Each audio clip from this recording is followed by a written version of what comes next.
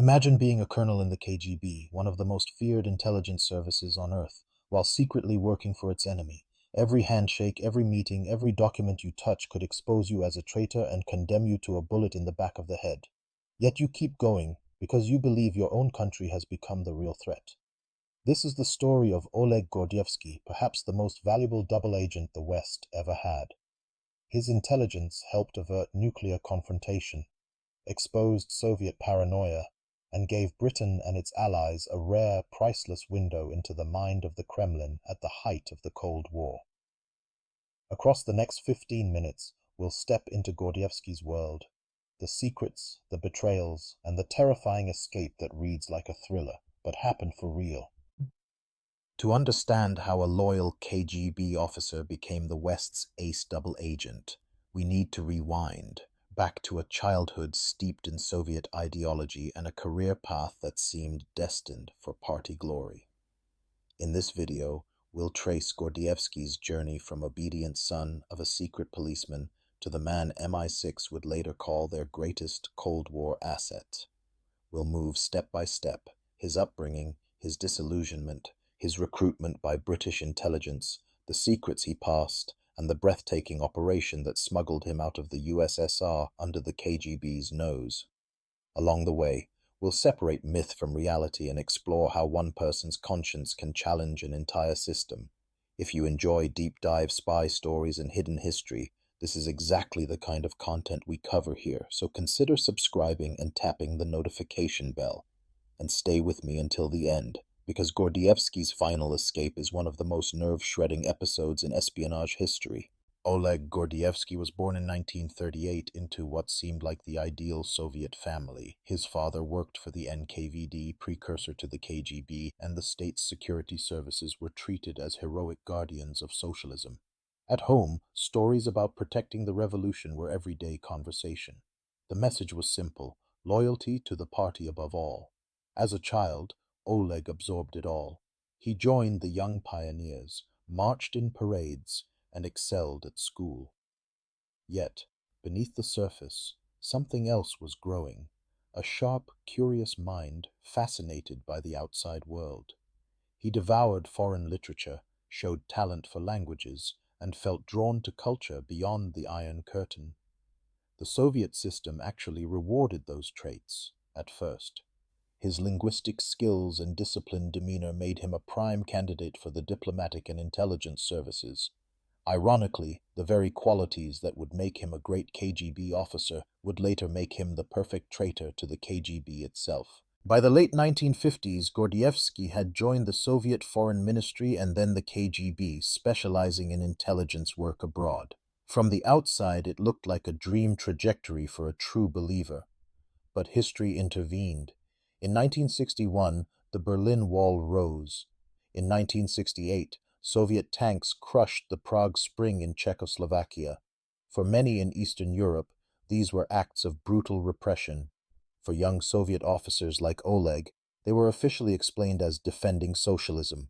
But Gordievsky, based in Eastern Bloc capitals and exposed to Western media and culture, saw the gap between propaganda and reality widening. The Prague Spring hit him especially hard. Czechs had tried to build a more humane socialism, only to be invaded by their supposed allies. Gordievsky later described this as a turning point, a moral shock. He didn't flip sides overnight, but a seed was planted. Perhaps the real danger to peace and freedom wasn't NATO, but his own government in Moscow.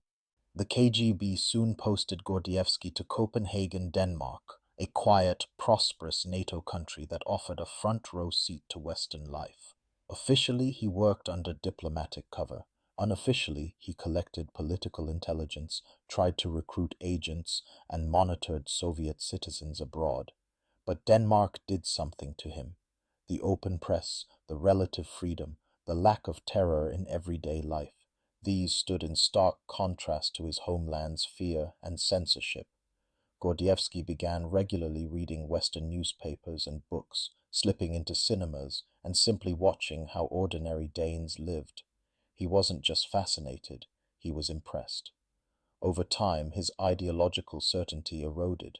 The West, long portrayed as decadent and aggressive, looked far more humane than the system he served. All of this made him a perfect target for Western intelligence. MI6 officers in Scandinavia took notice of this thoughtful, cultured KGB man who seemed a little too comfortable with Western ways. They just needed the right opening.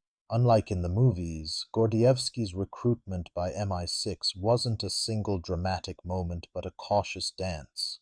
British intelligence had to be certain he was disillusioned enough to take the ultimate risk, and that he wasn't a KGB plant sent to entrap them. Through carefully staged encounters, they probed his views, tested his discretion, and slowly built trust. The moral groundwork had already been laid by Soviet actions. MI6 simply offered a path to act on his conscience. Gordievsky would later say he was motivated less by money and more by a desire to prevent war and expose the brutal reality of the Soviet regime. Eventually, he agreed to cooperate. The deal was simple. He would continue serving as a loyal KGB officer on paper, while secretly feeding a steady stream of intelligence to Britain. To protect him, MI6 imposed strict tradecraft, dead drops, coded signals, meticulous surveillance checks. From this point on, every day of his life became a controlled gamble with death. Once fully recruited, Gordievsky became a gold mine. Posted again to Copenhagen, he rose through KGB ranks while quietly undermining its work. He handed over lists of KGB officers, details of operations, internal assessments of Western leaders, and insights into Soviet thinking. To MI6, he wasn't just another source. He was a window into the KGB's soul. His reports helped British analysts understand how the Kremlin interpreted NATO moves, how paranoid Soviet leadership had become, and where real red lines lay. This was crucial in a world where miscalculation could trigger nuclear war. Remarkably, Gordievsky operated without a handler physically present for long stretches, relying on prearranged signals and dead drops. The less contact, the safer he was.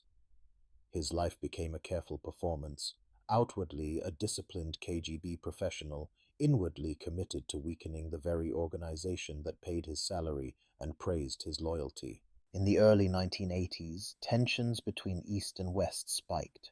NATO deployed new missiles in Europe. The Soviet leadership, aging and suspicious, grew convinced that a Western first strike might be coming. Inside this atmosphere of dread, Gordievsky's value soared.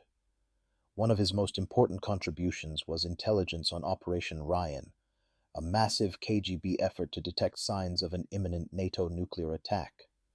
Soviet leaders were so paranoid they treated routine Western exercises as possible cover for war. Gordievsky's reports allowed Britain and its allies to grasp just how frightened and prone to overreaction the Kremlin had become.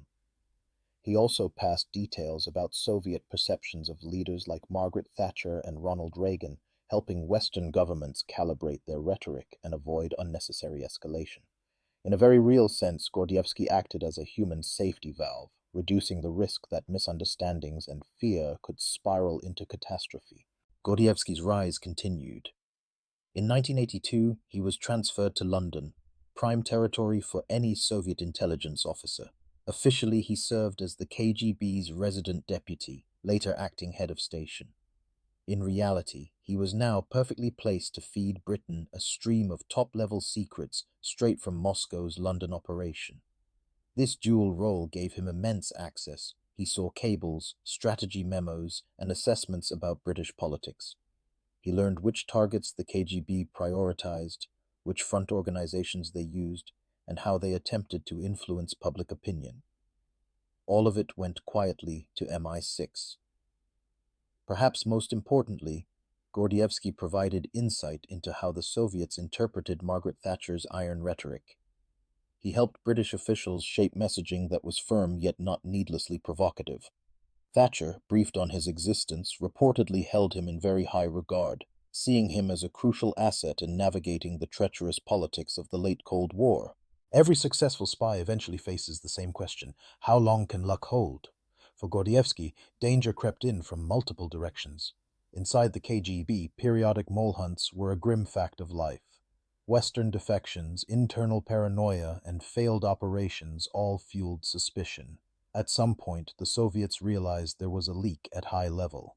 Although details remain murky, one major blow came when CIA officer Aldrich Ames began spying for Moscow.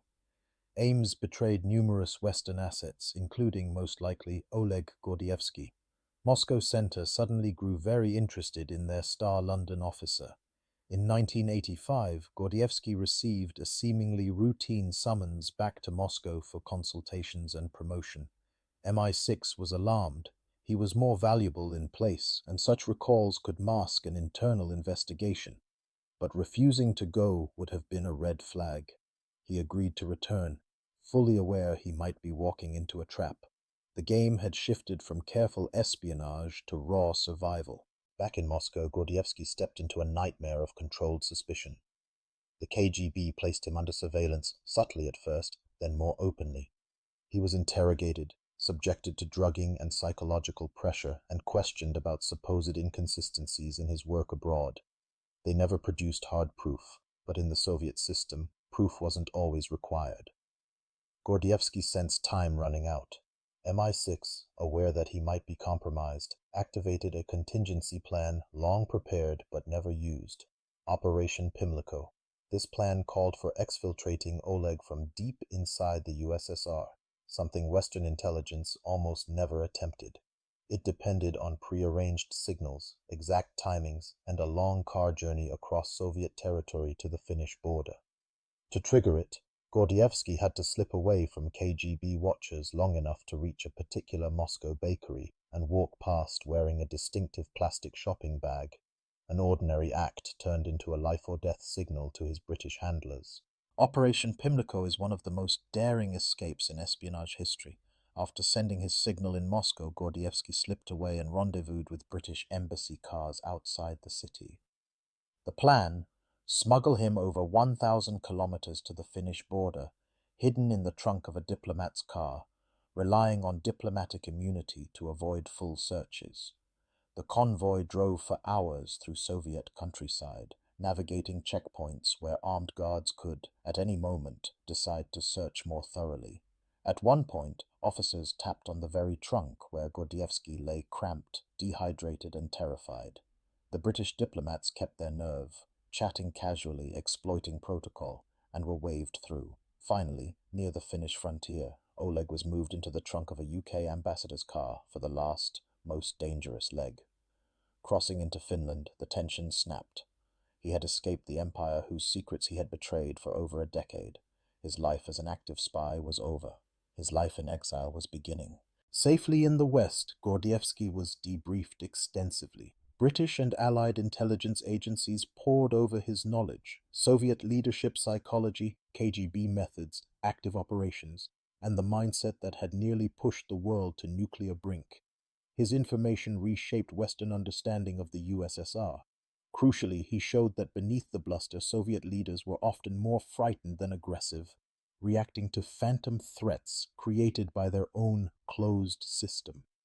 This helped Western policymakers manage the final Cold War years with a little more nuance. For Gordievsky personally, exile was bittersweet. He gained safety and recognition, even honors from the British state. But he lost his homeland, his family, and any hope of returning to the streets of Moscow as a free man. The KGB sentenced him to death in absentia. To this day, he lives under the shadow of potential Russian retaliation. The war he'd fought in secret never fully ended. It just changed shape. Oleg Gordievsky's story offers several powerful lessons about espionage, ideology, and individual agency. First, it reminds us that intelligence work isn't just about gadgets and daring operations. It's about human beings wrestling with conscience inside rigid systems. Gordievsky didn't start out as a Western hero. He evolved into one through exposure to alternative ideas and the shock of seeing his own regime's brutality. Second, his case shows how dangerously paranoid superpowers can become when trapped in echo chambers. Soviet leaders weren't omnipotent villains. They were often terrified and misinformed. Gordievsky's intelligence helped the West understand that, reducing the risk of catastrophic miscalculation. Third, his escape demonstrates the extraordinary lengths agencies will go to protect valuable sources, and the personal cost to those who betray powerful states. Ultimately, his life is a reminder that even within oppressive systems, individuals can make choices that alter the course of history, often at immense personal sacrifice. If you've stayed with this story of Oleg Gordievsky, the KGB colonel who risked everything to spy for the West, you've just walked through one of the most extraordinary chapters of the Cold War.